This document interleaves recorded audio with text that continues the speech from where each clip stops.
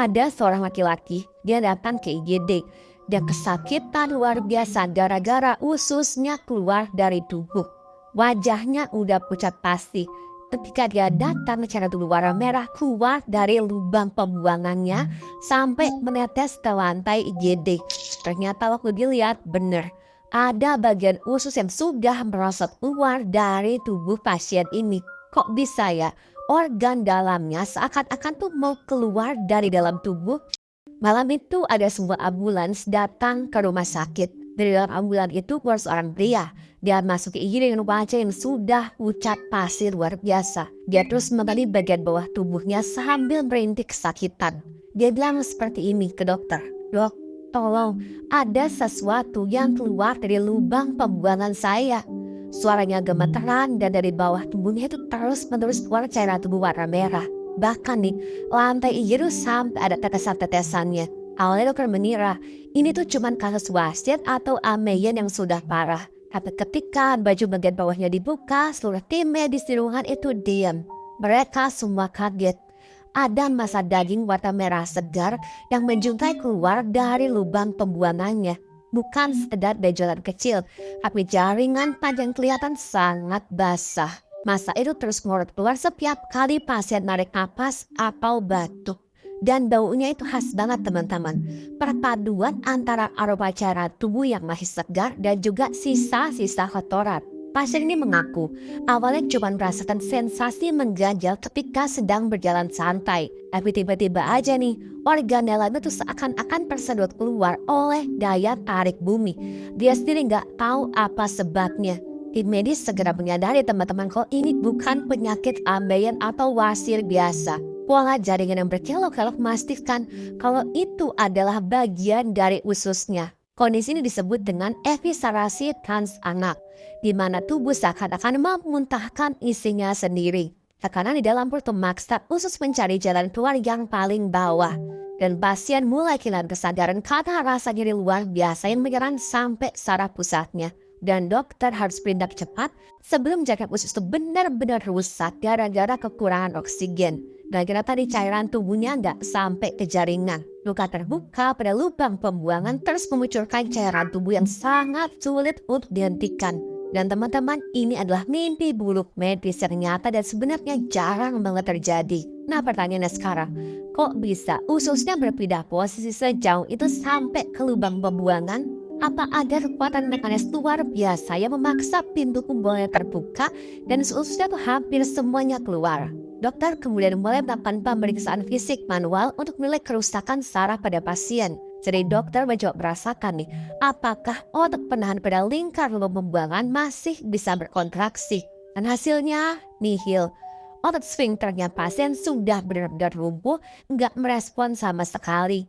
Kondisi ini menandakan kalau integritas tubuhnya pasien sudah mengalami kegagalan fungsi yang nyaris seluruhnya. Dokter mulai nih melakukan wawancara klinis mendalam untuk mengungkap rahasia di balik kejadian ini. Awalnya pasien gak mau ngaku, dia kelihatan malu dan takut-takut. Tapi ini robekan pada lubang pembuangan yang menciptakan kisah yang berbeda dari sekedar sembelit biasa. Dan akhirnya terungkap bahwa memang ada riwayat aktivitas intim gak wajar di bagian lubang pembuangan yang sampai melampaui batas elastisitas lubang pembuangan manusia. Ada objek tumpul yang masuk tanpa pelumas dan memaksa dinding rektum menyerah total. Kekerasan tubuh bertubi-tubi ekstrim ini menjadi penyebab utama di balik usus yang sampai melorot keluar lubang pembuangan. Inilah alasan kenapa diagnosis medis nggak bisa berbohong meskipun pasien mencoba untuk menutup-nutupi. Dan untungnya teman-teman, kejujuran pasien di detik-detik kritis ini adalah satu-satunya jalan menuju meja operasi. Secara anatomis, lubang pembuangan itu nggak diciptakan elastis seperti organ reproduksi pada wanita. Rektum cuma punya lapisan otot tipis yang sangat rentan pada gesekan. Kalau terjadi penetrasi yang dipaksakan, hukum fisika udah pasti akan bekerja tanpa kompromi. Objek tumpul dan masuk tanpa pelumas akan menciptakan luka robek yang dalam. Luka ini disebut fisura hani, pintu awal masuknya bakteri ke aliran cairan tubuh kita. Dalam kasus ini, tekanan mekanis berulang merobek dinding bagian depan dari rektum. Nah, Dinding rektum bagian depan atau anterior ini adalah area yang paling lemah karena sirkulasi cairan tubuhnya sangat sedikit. Bayanginnya seperti ini. Ada sebuah kain tipis yang terus ditekan sehingga akhirnya benar-benar bolong. Dan begitu dinding rektum jebol, usus di atasnya akan langsung merosot. Usus lepas dari jangkar atau penggantung yang disebut sebagai mesenterica. Tim bedah kemudian segera membawa pasien ini ke meja operasi untuk melakukan tindakan bedah. Perut pasien harus diset lebar untuk menarik usus yang sudah terlanjur keluar. Dan dokter menemukan pemandangan mengerikan di dalam rongga perut si pasien ini. Bayangin aja, sebagian usus sudah berubah warna menjadi hitam pekat dan baunya sangat busuk. Yang tandanya jaringannya sudah mulai rusak total, alias nekrosis. Bakteri dari feses atau kotoran sudah menyebar luas, menyebabkan infeksi sistemik yang mengancam nyawa. Dokter gak punya pilihan lain selain memotong badan usus yang sudah rusak alias membusuk tadi. Prosedur ini tuh sangat-sangat beresiko karena pasien bisa mengalami shock kapan aja. Selain itu, lapisan rektum ditemukan itu mengalami pengerasan jaringan yang disebut dengan fibrosis. Sudah ada jaringan ikatnya. Ini terjadi karena problem mekanis yang sudah berlangsung sangat lama. Otot panggul yang seharusnya menyangga organ dalam udah menyerah dan akhirnya kendor. Dan dokter harus semacam paku medis untuk mengembalikan posisi rektum ke bagian yang semula. Prosedur ini dikenal sebagai rektopexy untuk mencegah organ kembali melorot keluar. Kalau kerusakan terlalu parah, dokter terpaksa akan membuat lubang pembuangan di bagian perut. Lubang sementara ini disebut dengan stoma, supaya area rektum bisa beristirahat secara total. Setelah masa penyembuhan terpaksa nggak ada cara alami untuk membuang kotoran. Dan teman-teman, inilah harga yang harus dibayar gara-gara mengabaikan batas fungsional tubuh sendiri demi hawa nafsu. Setiap detik di ruang operasi adalah pertarungan antara selamat dan tidak.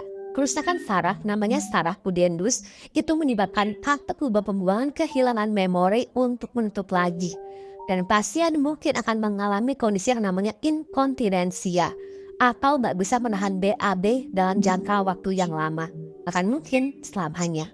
Setelah operasi berjam-jam, pasien akhirnya dipindahkan ke ruang perawatan intensif. Tubuhnya pasien harus dipenuhi dengan selang-selang dan juga kantong pembuangan kotoran. Dokter merasakan obat pelunak feses agar jahitan dalam tubuh gak sampai jebol. Dan pasien juga harus mengkonsumsi vitamin saraf untuk perbaiki otot-otot yang sudah terlanjur lumpuh. Tapi teman-teman, ilmu pengetahuan membuktikan kalau pilihan saraf pada lubang pembuangan gara-gara trauma itu akan berjalan sangat-sangat lambat. Perlu waktu berbulan-bulan bahkan bertahun-tahun untuk bisa kembali hidup normal. Dalam banyak kasus fungsi dari BAB gak akan pernah kembali secara sempurna. Dan misalkan mau mencoba aktivitas intim lagi, wajib menggunakan pelumas berbasis air. Tapi tetap aja resiko terjadi kerusakan itu akan tetap ada. Tanpa pelumas, perforasi atau luka kecil akan menjadi gerbang menuju perforasi atau kerusakan yang jauh lebih parah. Teman-teman, kita harus menghormati ambang batas elastisitas biologis yang dimiliki oleh tubuh kita sendiri. Jangan pernah mengabaikan benjolan kecil atau rasa mengganjal di area dubur. Benjolan dikira pasien bisa jadi adalah awal dari keadaan yang lebih parah lagi. Deteksi dini adalah satu-satunya kunci untuk menghindari kondisi pembusukan atau gangren. Keterbukaan dengan dokter itu sangat penting supaya penanganan gak terlambat dilakukan. Ingat, malu buat bercerita hanya akan membuat kondisi kita akan semakin memburuk. Sepsis atau infeksi pada cairan tubuh bisa menghilangkan nyawa kita dalam hitungan jam. Dan ingat ya teman-teman, kepuasan saat itu gak sebanding dengan rusaknya sistem ekskresi atau pembuangan secara total. Tubuh kita bukan mesin dan bisa dipaksa bekerja di luar fungsi. Kasus ini adalah pengingat betapa rapuhnya integritas atau ketahanan tubuh kita. Pastikan kita selalu menjaga kesehatan terutama di area sensitif dengan cara yang benar. Saya harap kisah nyata dari meja operasi ini bisa menjadi pelajaran berharga buat kita semua. Karena kesehatan adalah aset paling mahal dan seringkali baru disadari ketika hilang. Dan ingat, mencegah selalu lebih baik daripada mengobati. Tetap waspada, tetap sehat dan hormati batasan tubuh yang kita miliki. Teman-teman, sekali lagi saya ingatkan ya, tubuh kita punya batasan fungsional yang sangat sakral dan harus kita hormati. Gak ada kompromi. Memaksakan fungsi tubuh kita di luar batas biologis cuma akan berakhir pada kecacatan permanen. dan bahkan hilangnya nyawa. Deteksi dini kejujuran medis adalah satu-satunya kunci untuk menyelamatkan nyawa kita di saat-saat darurat.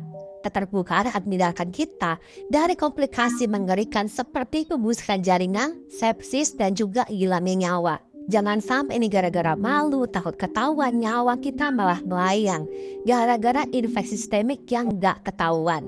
Sayangi diri kita, karena sistem tubuh yang hancur adalah luka yang kita bawa sampai kita kehilangan nyawa.